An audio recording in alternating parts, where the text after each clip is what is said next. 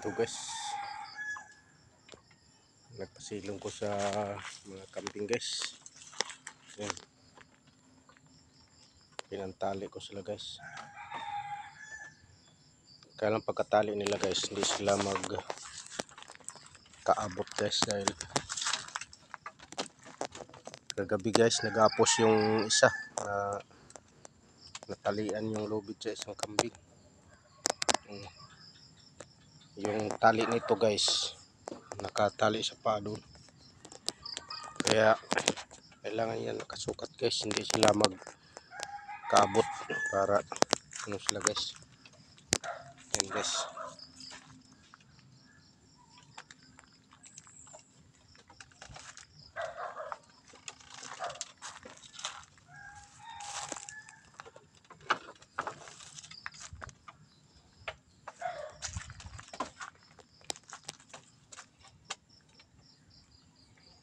tuod na sila sa ano nila guys, sa kulungan nila. Uwi nila dito na sila diretso, dyan na sila. Tapos itali ko na lang guys, kaya pakawalan kasi ito namin pag tuwing hapon guys, ang pakawalan naman para makakain sila. Kaninang umaga tinatali lang yan.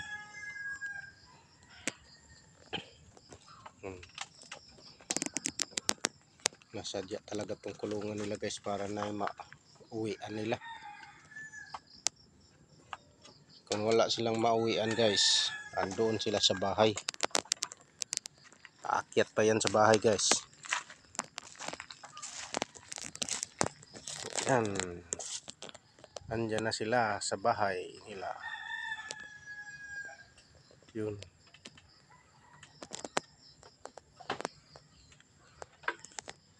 Yan guys ang kambing na bugoy guys. Yan, tapang yan guys.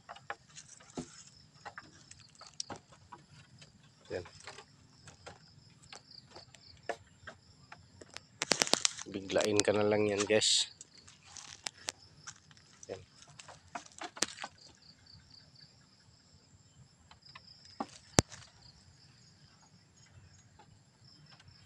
Ano nga yan guys, tapang to guys.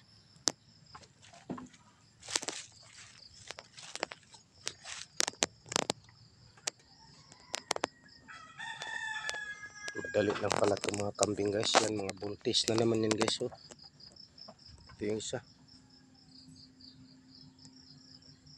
Yung mga anak yan guys, buntis na din yan.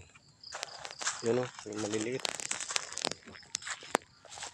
Madali lang magdami yung kambing. Kaso lang, madali sila magdami. Yung mga tanim din, mabilis lang din mawala pag pabayaan mo guys.